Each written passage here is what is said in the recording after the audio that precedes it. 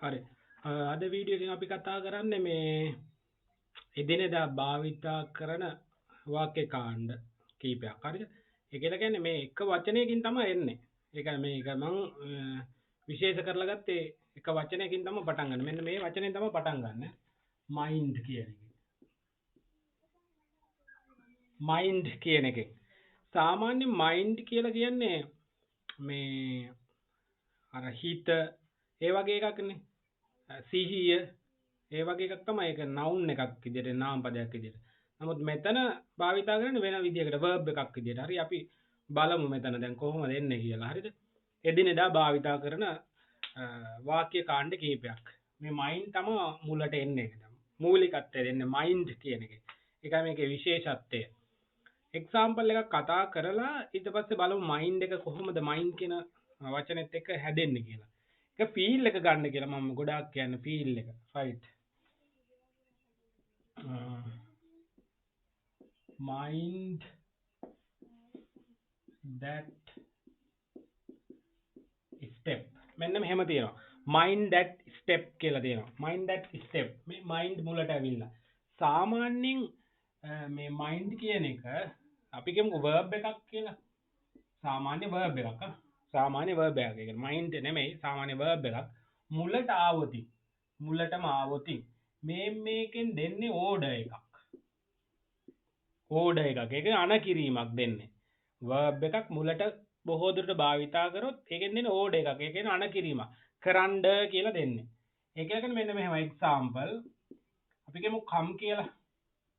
සරල උදාහරණයක් come. come කියලා කියන්නේ එනවා නෙමෙයි එන්න කියලා කියනවා. come එන්න. ඒකට තමයි අර come in කියලා එන්නේ දෙන්න. ඇතුළට එන්න. go go කියන්නේ යනවා නෙමෙයි order එක යන්න කියලා දෙන්නේ. යන්න go out. ඔන්න ඔහොම. ඒ වගේ තමයි මේකත්. මුලටනේ ඇවිල්ලා තියෙන්නේ mind. එතකොට ඒක අපි ඇත්තටම අපි ගන්න ඕනේ මේ phrases අර වාක්‍ය කාණ්ඩ තිබ්බට පාඩම් කරගත්තටම හරියන්නේ නැහැ. ඒක feel එක මේක හැදිලා තියෙන්නේ කොහොමද කියලා ඔළුවට ගන්න කියලා කියන්නේ. නිකන් දුන්නු පළියට පාඩම් කරගත්තට වැඩක් නැහැ. මේක හැදිලා තියෙන්නේ කොහොමද කියලා හිතලා ගන්න ඕනේ. ඒකයි නිර්මාණශීලීව සහ අර විප්ලවකාරී විදිහට හිතලා ගන්න ඕනේ.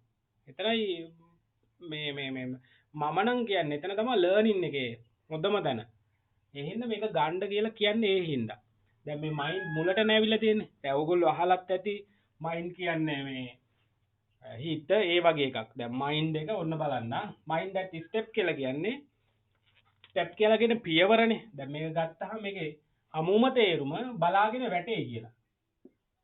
බලාගෙන වැටේ. කොහොමද තියෙන්නේ බලාගෙන මේ මයින්ඩ් එකෙන් මේ පරිස්සම් වෙන්න කියලා කියනවා. බලාගෙන පරිස්සම් වෙන්න කියලා කියනවා. ඒකයි මේකෙන් දෙන්නේ. එතකොට ස්ටෙප් කියලා පියවර තබද්දිය කියන ඇවිදිද්දී පරිස්සමට ඇවිදින්න කියලා කියන්නේ. Mind that step. එතකොට මයින්ඩ් කියන එකෙන් බලන්න ඕන. මයින්ඩ් කියලා කියන එකෙන් ගොඩාක් දුරට එනවා. මේකෙන් යමක් ගැන සලකා බලනවා. සලකා බලන එක තියෙනවා. යමක් ගැන සලකා බලනවා එකක් තියෙනවා. අනිත් එක තමයි යමකින් පරිස්සම් වෙනවා. යමකින් පරිස්සම් වෙනවා. පරිස්සම් වෙනවා. ඔය තමයි දැන් මුලට තමයි මේ මයින්ඩ් කියන එක. ඒ කියන්නේ verb එකක්. අනිත් එක තමයි හිතට ගන්නවා කියලා. අපි කියන්නේ අර හිතට ගන්නවා. ඒ වගේ අයිඩියා එකකුත් මේකෙන් එනවා. එතකොට තව එකක් තියෙනවා සිහියේ තබා ගන්නවා. සිහියේ තබා ගන්නවා. ඔන්න ඔය අයිඩියාස් ටික එනවා මේකේ. මේ මයින්ඩ් එකේ. ඒකෙන් තමයි මේක හැදෙන්නේ. mind that step. ඒ කියන්නේ step පියවරයන් තවද්දී කල්පනාවෙන් දැන් තේරෙන්න ඕනේ. දැන් feel එක තියෙන්න ඕනේ. mind that step. නිකම් මේක අමුවට පාඩම් කරගත්තට mind that step. ඒකේ තමයි බලාගෙන වැටේ කියන්නේ. එහෙම වුණාට වැඩක් නැහැ මේක වදින්නයි ඕනේ. ඔළුවට හොඳට වදින්න ඕනේ. ඒත් එක්කම ඉමේජිනේෂන් එක එන්න ඕනේ කියලා කියන්නේ. ඉමේජිනේෂන් කියලා කියන්නේ මැවෙනවා දෙයක්. ඉමේජින් වෙන්න ඕනේ. නේ? හිතේ අර චිත්ත රූපයක් ඇඳෙන්න ඕනේ මේ කියද්දි මොකද්ද වෙන්නේ කියලා. අන්න ඒක ගන්න ඕනේ. එතකොට තමයි ලැන්ග්වේජ් එක අල්ලගන්න ලේසිම mind at step. ඒ කියන්නේ බලාගෙන වැටේ කියලා දෙනවා. පියවර තබද්දි පරිස්සමින් කල්පනාවෙන් ඔන්න ඔය ඒ අයිඩියාස් දෙන එක තමයි මේ තියෙන්නේ. කියන්නේ ඩේ ටු ඩේ එක්ස්ප්‍රෙෂන් වලගේ මයින්ඩ් එකත් එක්ක මයින්ඩ් එක බේස් කරගෙන හදාගන්න ඒවා ටිකක් තමයි අද මේ ලෙසන් එකේදී තියෙන්නේ. හිතට ගන්න, පරිස්සම් වෙන්න, සීයේ තබා ගන්න, කල්පනාවෙන් ඉන්න, අන්න ඒවා කල්පනාකාරීව කියන එක තමයි මෙතෙන්ද එන්න ඕනේ. හරි බලමු අපි ටිකක් එහෙම.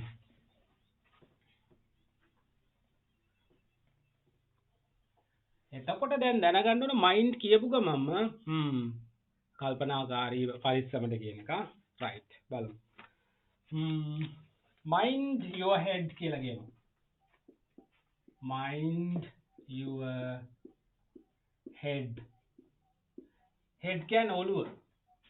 එතකොට දැන් මේකෙන් ඉමේජිනේෂන් එක එන්න ඕනේ. mind your head. ඔයාගේ ඔළුව බලාගෙන. බලාගෙන ඔයාගේ ඔළුව වදී කියන එක තමයි ඒ කියන්නේ. ඔයාගේ ඔළුව වදී බලාගෙන. පරිස්සමට ඔළුව වදී කියන එක තමයි දෙන්නේ මේකේ. අයිඩියා එක දෙන්නේ. ඊට පස්සේ දැන් මේකෙන් හදා ගන්න පුළුවන් ඔය mind your leg මේ කකුල. එතකොට කකුල බලාගෙන පරිස්සම් කරගන්න කියලා කියන්නේ. mind your hand or hands මේ වගේ දෙන්නේ ඒක තමයි බලාගෙන නැත්තම් පරිස්සම් වෙන්න කියන එක තමයි මේ සෙට් එකෙන් දෙන්නේ. දැන් හදා ගන්න පුළුවන්. ඒ කියන්නේ නිර්මාණයක් කරගන්න පුළුවන්. ඒ වගේම අනිත් එක මම නම් දකින්නේ මේකේ මේ අමුවටම ඉමේජිනේෂන් එක ගන්න. ඉමේජිනේෂන් එක අරගෙන ඒකේ මැවෙන එක මේකෙන් දෙන්න කියලා කියන්නේ. එතකොට ලේසි. ලැන්ග්වේජ් එක ලේසි. නිකන් කටපාඩම් කරගන්න එපා. ඒක තේරුමක් නැහැ.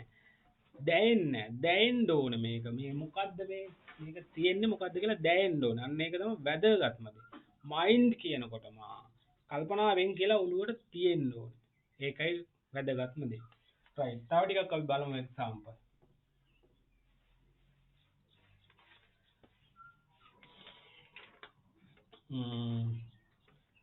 මේක මේ බලාගෙන කියන එකට තව එකක් තියෙනවා මෙන්න මෙහෙම වචන ටිකක්.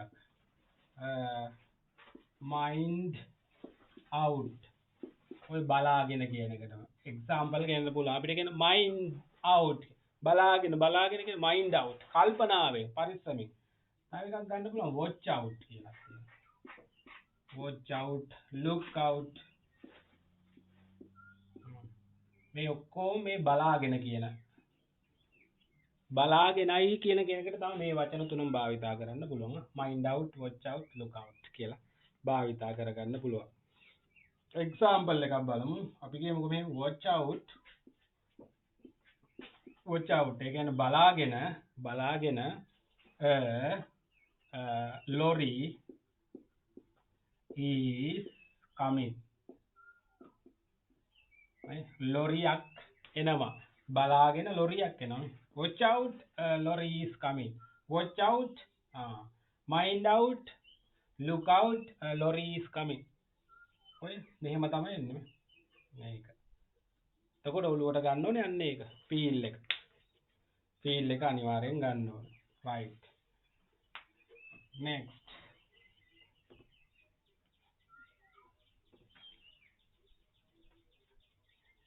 ඊළඟ අපි බලමු අර අපි කියනවා නේද බලාගෙන සර්පය ඇති බලාගෙන ගල් තියෙනවා බලාගෙන අන්න ඒ වගේ කටු වැනේ බලාගෙන අන්න ඒ වගේ කියනවනේ දිනදා භාවිතයේදී. right. මෙන්න මෙහෙම mind out අපි බලමු for the serpent.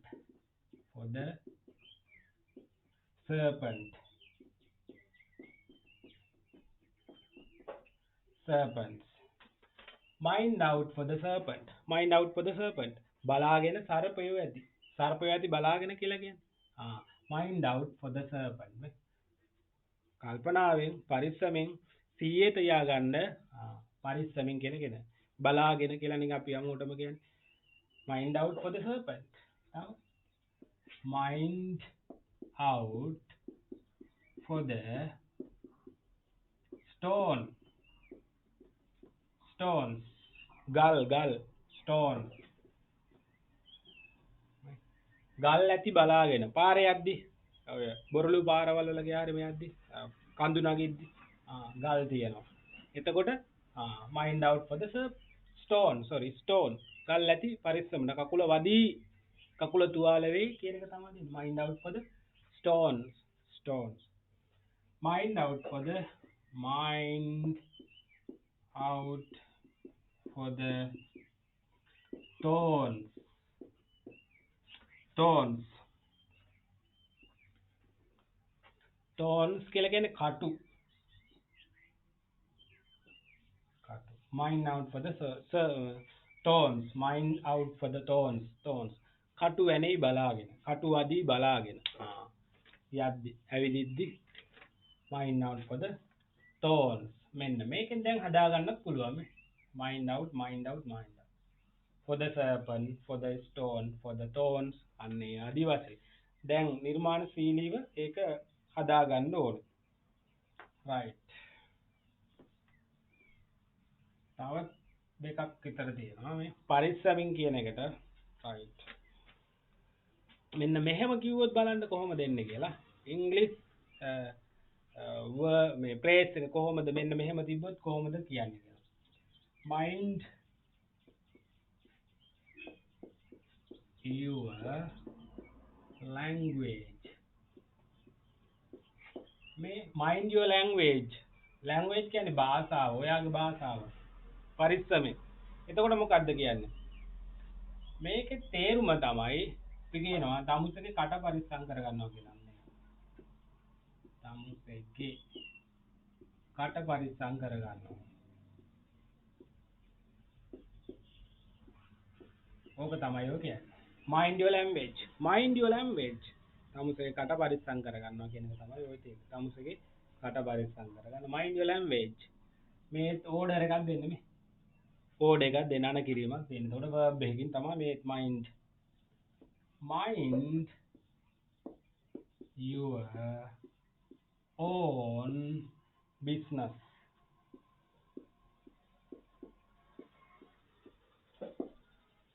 mind your own business තමුසේගේ වැඩක් බලා ගන්නවා කියන එක තමයි තියෙන්නේ. තමුසේගේ වැඩක් බලා ගන්නවා කියන එක නේ mind your own business. ඔන්න mind එකේ ඔක්කොටම අර මුලට ආවේ mind කියන verb එක තමයි mind කියන word එක තමයි ආවේ. එතකොට mind කියන එකෙන් ඔළුවට ගන්න ඕනේ feel එක අනිවාර්යයෙන්ම ගන්න ඕනේ. පරිස්සම් වෙන්න, හිතට ගන්න, කල්පනාකාරී වෙන්න අන්නේ idea එක ටික ගන්න ඕනේ mind එකේ. මේවා තමයි day to day expression වලගේ mind එකත් එක්ක සම්බන්ධ වචන ටික phrases ටික practice කරන්න